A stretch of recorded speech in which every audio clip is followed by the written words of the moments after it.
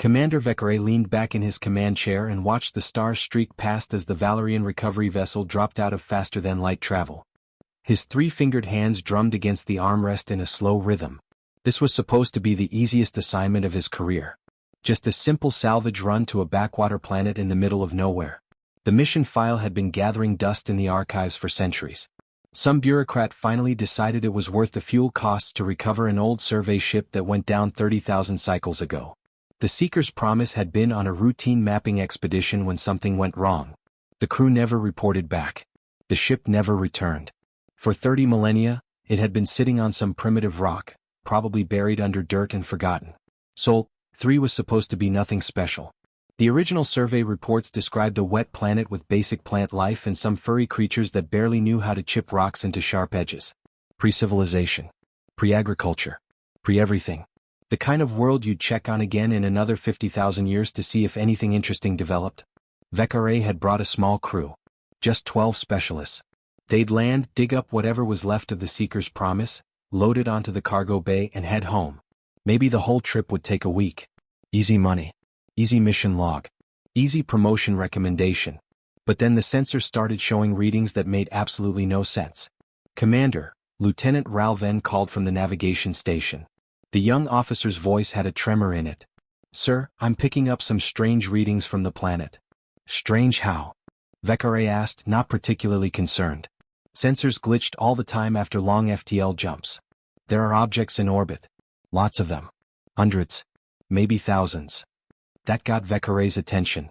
He sat up straight. Natural satellites? No, sir. They're artificial. And they're transmitting. I'm detecting electromagnetic radiation across multiple frequencies. Radio waves. Microwave signals. Some kind of global communications network. Vekare felt his chest tighten. He stood and walked over to the sensor station, staring at the display. The screen showed Sol 3 surrounded by a shell of metallic objects. Satellites in perfect geometric orbits. Larger structures that could only be space stations. Energy signatures that indicated advanced power generation. Run a diagnostic on the sensors, Vekare ordered, his voice steady despite the confusion churning in his gut. Maybe we jumped to the wrong system. The navigation officer worked quickly, double-checking their position against the star charts. Sir, coordinates confirmed. This is definitely Sol 3. The star matches. The planetary positions match. This is the right system. Vekare's mandibles clicked together nervously. This wasn't possible. The dominant species on this planet should still be figuring out how to make fire. They shouldn't have satellites. They shouldn't have space stations. They shouldn't have anything more advanced than pointed sticks. Get me a visual, he commanded. The main view screen flickered to life, showing the planet below. It was beautiful, he had to admit. Blue oceans. White clouds. Green and brown continents. But what caught his attention were the lights. On the night side of the planet, cities blazed like clusters of stars. Massive metropolitan areas connected by glowing lines of transportation networks. This wasn't a primitive world. This was a civilization. Sir, the communications officer said urgently, we're being hailed. By who? Vekare demanded, though he already knew the answer. By them.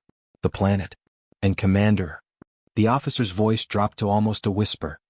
They're speaking Galactic Standard. A cold sensation ran down Vekare's spine. Galactic Standard was the common language of the Council. It had been developed through centuries of diplomatic exchange between dozens of species.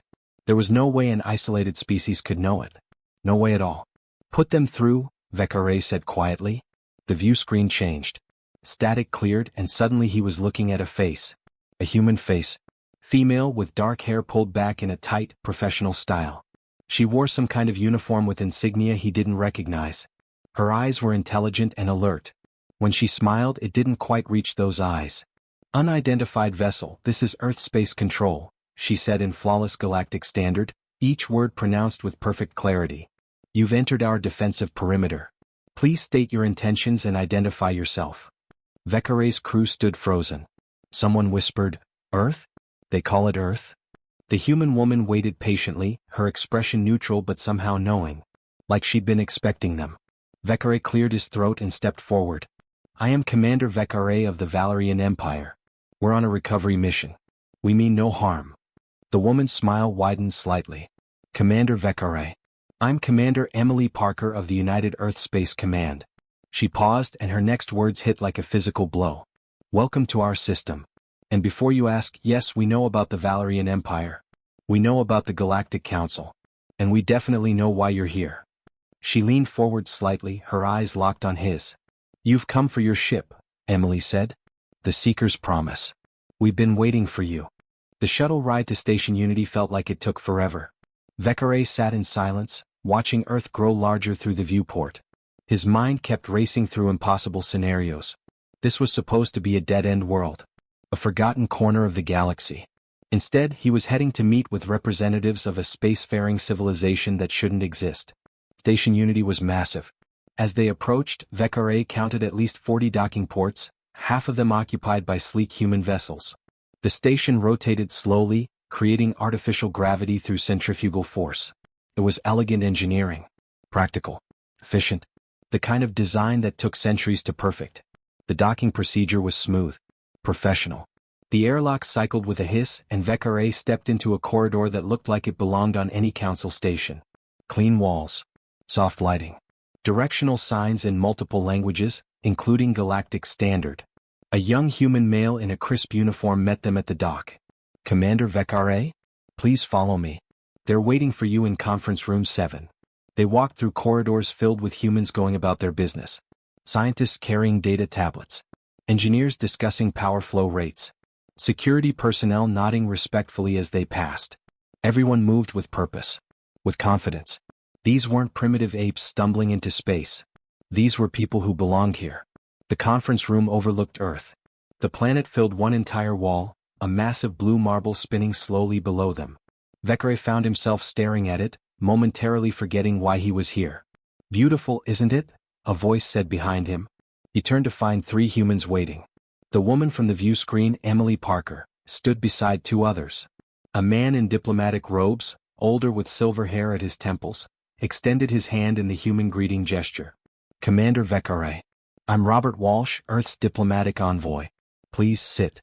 The third human was a woman in a white lab coat, younger than the other 2, with curious eyes that seemed to take in everything at once. Dr. Rachel Bennett, she introduced herself. Chief Science Officer for the First Contact Division. Vekare didn't sit immediately. First Contact Division? He asked. You have a division dedicated to meeting alien species? We've been preparing for this day for a long time, Robert said with a slight smile. That smile bothered Vekare more than he wanted to admit. It suggested they knew something he didn't. Something important. He finally sat down and his security officer stood behind him. The 3 humans settled into their chairs across the table. Emily folded her hands on the surface. Robert leaned back casually. Dr. Bennett pulled out a data tablet and started taking notes. How do you know our language? Vekare demanded, deciding to start with the most obvious question. Galactic Standard isn't something you can just figure out on your own. It requires cultural context. Diplomatic exchange. Decades of study with multiple species. Robert's smile widened. We've known about the Galactic Council for 70 years, Commander. We've been monitoring transmissions. Studying communications between Council vessels. Learning the language. Understanding the politics. We've done our homework. That's impossible, Vekare said flatly. You're isolated. You're primitive. You should still be using chemical rockets. We're primitive, Dr. Bennett corrected gently. Her voice was soft but firm. 30,000 years ago, Commander, your people came to our world. And they left us a gift. She tapped her tablet, and a holographic display materialized in the center of the table. Images began flickering through the air. Ancient images. Cave paintings on rough stone walls showing a bright object falling from the sky. Primitive humans, wearing animal skins and carrying crude spears, standing in awe around twisted metal. The images changed. Generations passing. The same site protected by different tribes. Shamans performing rituals around the wreckage. Warriors standing guard. Centuries rolling by, and always humans protecting that crash site like it was sacred ground. Then the images jumped forward. Humans with metal tools carefully excavating the site. Scientists in early 20th century clothing studying components with magnifying glasses. Modern researchers in clean rooms analyzing circuits that should have been beyond their understanding. The Seeker's Promise, Robert said quietly, watching Vekare's face. Your survey ship. It crashed in what is now Central Africa. And we've been waiting for you to come back for it ever since. Vekare felt his blood turn cold. His heart's hammered in his chest. You've had access to Valerian technology for 30,000 years? Emily nodded slowly. Every piece of it. We took our time. We studied. We learned. We understood. Dr. Bennett leaned forward, her eyes bright with enthusiasm. Your quantum course taught us the mathematics of faster-than-light travel 300 years before we would have figured it out naturally. Your power systems showed us how to harness zero-point energy. Your materials science gave us alloys we're still trying to fully replicate. Your computing architecture became the foundation for our artificial intelligence research. Everything we are today, Robert added, everything we've built, every ship in our fleet, every colony we've established, every breakthrough we've made, it all traces back to that one ship. Your ship. That's a violation of galactic law, Vekare said, his voice harder than he intended. Technological contamination of pre-contact species is strictly forbidden. The penalties are severe. Robert's expression didn't change. Penalties for whom, Commander? We weren't part of the Galactic Council. We didn't sign any treaties. We were alone on our world and we found something extraordinary. We used it. We learned from it. We built a civilization around it. You can't just ignore council law because you weren't members yet, Vekare protested. Emily stood up and walked to the window looking down at Earth. Commander, let me ask you something. If you found advanced technology from a species that had never contacted you, never told you the rules, never explained that you weren't supposed to learn from it, what would you do? Would you bury it and pretend it didn't exist? Or would you study it and use it to better your people's future? Vekare didn't have an answer for that. The transport shuttle descended through Earth's atmosphere, cutting through clouds that reminded Vekare of home. He pressed his face close to the window, watching this impossible world pass below. Cities sprawled across continents. Roads crisscrossed landscapes like veins. Farmland stretched in geometric patterns. This wasn't supposed to be here. None of this was supposed to exist. Dr. Rachel Bennett sat across from him, quiet for most of the journey. Finally she spoke. I should prepare you, Commander. What you're about to see might be difficult. I've seen crash sites before, Vekare replied, trying to sound confident. This isn't just a crash site anymore, Rachel said softly. It's something much more. They landed in Geneva, a city nestled against mountains that reached toward the sky like ancient fingers. The buildings here mixed old and new, stone structures hundreds of years old standing beside towers of glass and steel. Humans had history here. Layers of it. Civilizations built on top of civilizations. A ground vehicle took them through winding streets to the base of a mountain. There, carved into the rock itself, stood an entrance that looked more like a temple than a museum. Massive doors, at least 50 feet tall, were engraved with images. Vekare recognized them immediately. Stars. Planets. And in the center, unmistakable even in stylized form, a Valerian ship. Welcome to the Cradle of Stars, Rachel said, stepping out of the vehicle. We built this 70 years ago when we finally understood what we'd been protecting all those centuries. The doors opened silently, revealing a vast entrance hall. The walls were lined with displays, starting with the most primitive human tools. Rough stones chipped into cutting edges. Bone needles. Clay pots. Each display had a date attached. Vekare watched human history unfold along those walls. Tools became more sophisticated. Metal replaced stone. Then came agriculture. Writing. Mathematics. Art. We wanted to show the full journey, Rachel explained as they walked. From where we started to where we are now. So visitors understand that we didn't just suddenly become spacefaring. We earned it. Step by step. Generation by generation. The displays grew more advanced. Steam engines. Electricity. Computers. Rockets. And then, abruptly, a massive leap forward. The designs became sleeker. More elegant. The technology jumped decades ahead in what should have been years. This is where the Seeker's promise changed everything, Rachel said, stopping at a display. Before we found the ship, our fastest computers could perform a few million calculations per second. Within 50 years of studying your systems, we were building quantum computers 1,000 times more powerful. They continued deeper into the mountain.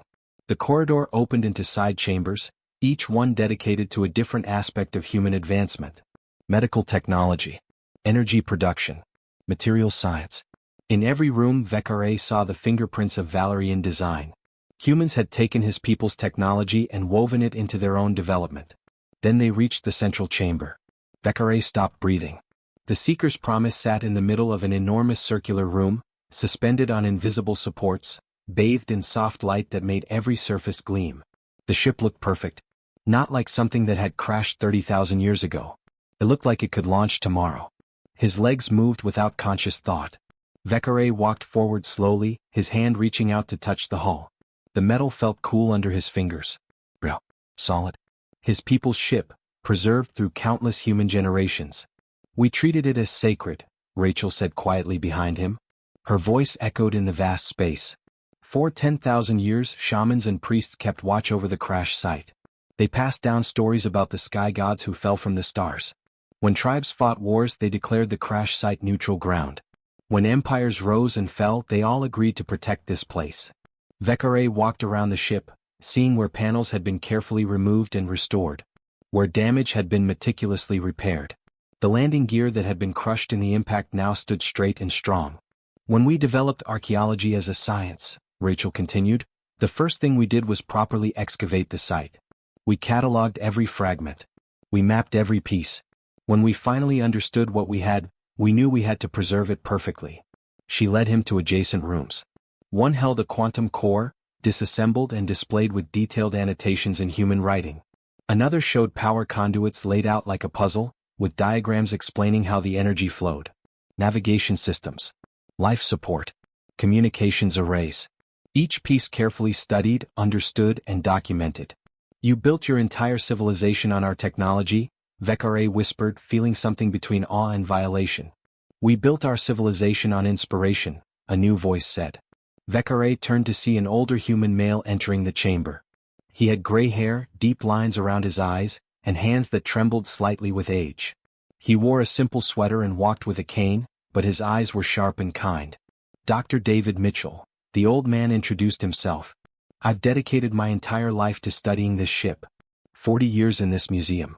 My father worked here before me. My grandfather helped excavate the original site. He smiled.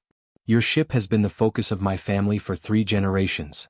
David walked to the ship and placed his palm against the hull with obvious affection. Your crew didn't just crash here, Commander. They changed everything. They gave us a glimpse of what was possible. They showed us we weren't alone in the universe. That changed how humans saw themselves. It changed our philosophy, our religions, our dreams. Come, David said gently. There's something else you need to see. He led Vekare to a smaller, quieter room. The lighting here was dimmer, more respectful. 3 crystalline chambers stood in the center, each on a raised platform. Inside each chamber, perfectly preserved, lay a Valerian body. Vekare felt his knees weaken. His crew. His people. We've been waiting to return them to you, David said softly, his voice thick with emotion. They died from their injuries within hours of the crash. Our ancestors found them and knew somehow these beings were important. They buried them with every honor they understood. Flowers, stones, prayers to gods they believed in. Vekare approached the first chamber. The Valerian inside looked peaceful. Young. Someone's son. Someone's friend. We've been guarding their rest for 30,000 years, David continued. Waiting for someone to come back for them. Waiting for you. The flight back to Station Unity felt different this time. Vekare sat in the shuttle, staring at his reflection in the window. He'd come to Earth expecting to collect a piece of salvage. Instead, he'd found a fully developed civilization that had built itself using Valerian technology as a foundation. And now he had to decide what to do about it. The conference room they entered was different from the first one. This one was clearly designed for difficult negotiations. The table was larger. The chairs more formal. And waiting for him were not just diplomats and scientists but military personnel.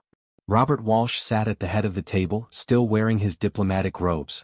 Beside him sat Commander Parker, her uniform crisp and professional. But the third human made Vekare's skin prickle with unease. A military officer, older, with steel-gray hair cut short and eyes that had seen combat. His uniform displayed more medals than Vekare could count. Commander Vekare, Robert said, gesturing to a chair. Please sit. This is Admiral Thomas Grant. He commands Earth's defense fleet. Vekare sat down slowly, his security officer standing behind him. Defense fleet? You're preparing for war.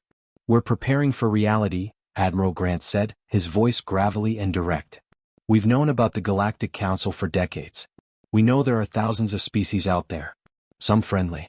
Some not. We'd be fools not to prepare. The reason we called this meeting, Robert began, folding his hands on the table, is to discuss the future. You came here for your ship. We understand that. But the situation is more complicated than a simple salvage operation. It's not complicated at all, Vekare said firmly, trying to regain some control of the situation.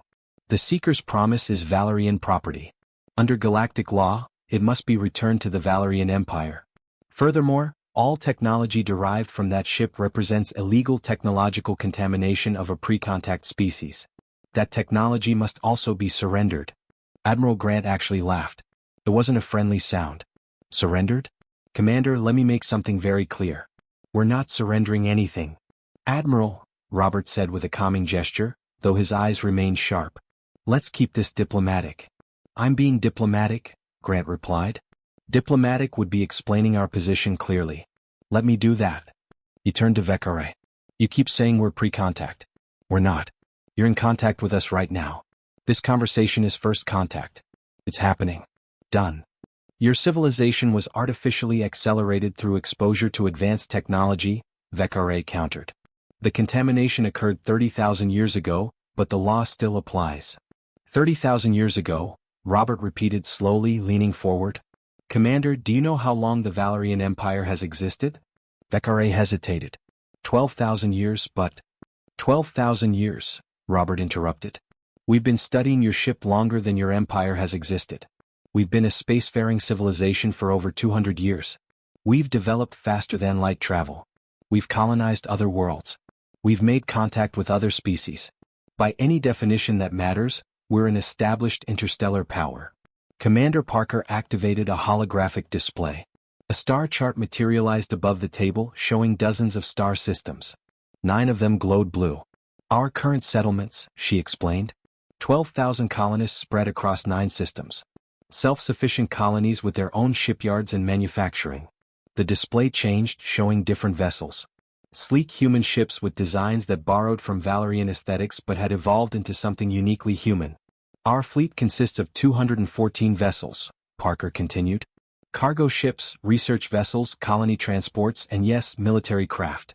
We've established trade relations with 4 other species, Robert added. The Telleran Union, the Corvin Collective, the Mendraki Syndicate, and the Independent Sectors Coalition. We have treaties. We have commerce. We have relationships with the wider galaxy that don't involve the Council at all. Vekare felt the ground shifting beneath him. You've been making contact with other species without Council oversight? The Council doesn't control all of galactic civilization, Admiral Grant said bluntly. There are plenty of independent systems and species who aren't members. We've been trading with them for 30 years. Dr. Rachel Bennett entered the room carrying a small device. She placed it on the table. This is our quantum core, Commander. The latest generation. Based on your original design but improved through 3 centuries of human engineering. She activated it. The device hummed to life, energy readings appearing on nearby screens.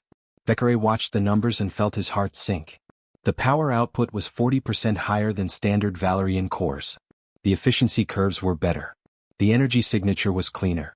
It's also half the size of your current models, Rachel added quietly, and produces twice the sustained output. We've had a very long time to understand and improve the technology. This is impossible, Vekare whispered.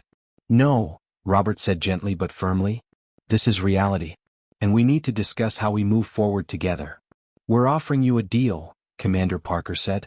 A fair deal, we think. We'll return your crew to you with full honors. We'll give you complete specifications for our quantum core improvements, free of charge. We'll open diplomatic relations and establish trade between Earth and the Valerian Empire. And we'll share intelligence about the 4 species we've made contact with. In exchange, Robert continued, you sponsor our application to join the Galactic Council. You speak on our behalf. You help us take our rightful place in galactic civilization. And if I refuse? Vekare asked, though he already knew the answer. Admiral Grant's expression didn't change. Then you leave empty-handed, Commander? No ship. No technology. No diplomatic relations. We've had 30,000 years to weaponize everything we learned from the Seeker's promise. We really would prefer not to demonstrate our capabilities. He paused. But we will if we must. 3 weeks of negotiations had passed. 3 weeks of back-and-forth arguments, compromises, and careful diplomatic dancing. In the end, Vekare had agreed to the human terms. Not because he wanted to, but because he had no other choice. Earth wasn't a primitive world to be managed. It was a power to be reckoned with. Now he stood in a place humans called Colorado, surrounded by mountains that reminded him painfully of his homeworld. The sky was a brilliant blue, dotted with white clouds that drifted lazily overhead. A warm breeze carried the scent of pine trees and wildflowers. It was beautiful here. Peaceful. Hard to believe this was where everything had started 30,000 years ago. The memorial park had been built around the original crash site. Careful excavation had left part of the impact crater visible, preserved under transparent panels so visitors could see where the Seeker's promise had torn into the earth all those millennia ago. Surrounding the crater, humans had planted gardens, trees, walking paths. They'd turned a place of tragedy into something meant for reflection and remembrance. Today, thousands of humans had gathered for the ceremony. Vekare watched them arrive in waves. Military personnel in crisp uniforms, standing in perfect formation. Diplomats in formal robes. Scientists in academic dress. But also ordinary citizens. Families with children. Elderly humans who walked slowly, leaning on canes. Young people with cameras recording everything. What struck Vekare most was the diversity. Humans came in different colors, different sizes, wearing clothing from dozens of distinct cultures. He saw traditional robes from Africa, formal suits from Europe, colorful garments from Asia, ceremonial dress from the Americas. All of them gathered here to honor 3 Valorians they'd never met.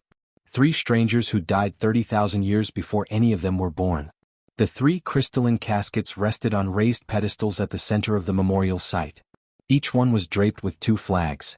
The Valorian banner with its 3 stars representing the home system. And the Earth flag showing a blue planet against black space. The symbolism wasn't lost on Vekare. 2 worlds. 2 peoples. Connected by accident and choice. A human woman stepped forward to speak.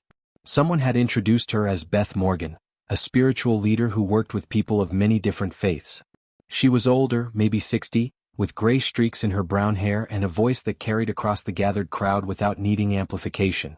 "We gather today," Beth began, "to honor 3 travelers who came from the stars. They didn't mean to fall to our world. They didn't choose to die here. But their presence changed everything. They showed our ancestors that we weren't alone. That somewhere beyond our sky, others existed. Others who thought and dreamed and built ships that could cross the void between stars." She paused, looking at the caskets with obvious respect. For 30,000 years, humans have guarded their rest. We've told their story around campfires. We've painted their ship on cave walls. We've passed down the memory from generation to generation. And as we grew, as we learned, as we reached for the stars ourselves, we carried them with us. They inspired us to become more than we were. When she finished, something unexpected happened. Children came forward. Maybe 20 of them, ranging from 5 or 6 years old to teenagers. Each child carried flowers. They approached the caskets solemnly, placing their flowers at the base of each pedestal. Some of the younger children looked uncertain, glancing at parents for reassurance. But they all completed the gesture. Vekare felt something tighten in his chest. These human children, separated from his crewmates by 30,000 years and incomprehensible cultural differences, were honoring them with flowers. It was such a simple gesture. So universal. So genuinely kind. Dr. David Mitchell approached quietly, walking with his cane. The old man stood beside Vekare for a moment, both of them watching the ceremony continue. "Your people gave us a gift they never intended," David said softly. "We honored it the best way we knew how. By reaching for the stars they came from. You built your civilization on stolen technology," Vekare replied, but even he could hear how hollow the words sounded now. David shook his head gently. "No, Commander. We built our civilization on inspiration. The technology was just tools. Metal and circuits and equations. What your crew really gave us was a dream. The dream that we could reach beyond our world. That we could join a greater community among the stars. That we weren't alone." He smiled. "That dream echoed through 30,000 years of human history. It changed us. Made us reach higher. Try harder. Imagine bigger." The ceremony concluded with full military honors. Human soldiers raised their weapons and fired a salute into the air. The sharp cracks echoed off the mountains. Admiral Grant stood at attention, his hand over his heart, as the caskets were carefully loaded onto transport vehicles that would take them to Vekare's ship. Commander Parker approached, holding a small data crystal. "Everything we promised," she said, placing it in his hand. Our quantum core specifications, our materials research, our navigation improvements, our energy systems, all of it. A thank you gift for bringing this technology to our world even accidentally. Robert Walsh stood beside her, diplomatic as always. The Galactic Council will receive our formal application next month. We hope the Valerian Empire will speak on our behalf. We'll support our membership. Thackeray looked at these humans. These impossible, stubborn, brilliant humans who'd taken an accident and turned it into their greatest achievement. He thought about his report. About what he'd tell the council. About the warnings he'd need to give. I'll recommend acceptance, he said finally. But I'll also warn them about you. Warn them of what? Commander Parker asked, raising an eyebrow. That humanity doesn't wait for permission to reach the stars, Thackeray said. That you take what fate gives you and make it your own. That when you decide you want something, you work for 30,000 years if that's what it takes. He paused, looking at the mountains, the gathered humans, the flags flying side by side. The galaxy isn't ready for you. But you're coming anyway. And honestly, I don't think anything could stop you even if we tried. Hours later, Thackeray stood on the bridge of his ship as they pulled away from Earth. The planet filled the view screen, blue and green and white, spinning peacefully below them. Somewhere down there, humans were already building their next ship. Planning their next colony. Dreaming their next dream. He began composing his report to the Valerian High Command. The mission had failed in its original objective. They hadn't recovered the Seeker's promise. They hadn't confiscated the contaminated technology. They hadn't enforced galactic law. But somehow, impossibly, they'd succeeded in something far more important. They'd made first contact with a species that would change the galaxy forever. Humanity wasn't a contaminated civilization to be quarantined. They were the future, whether anyone was ready or not.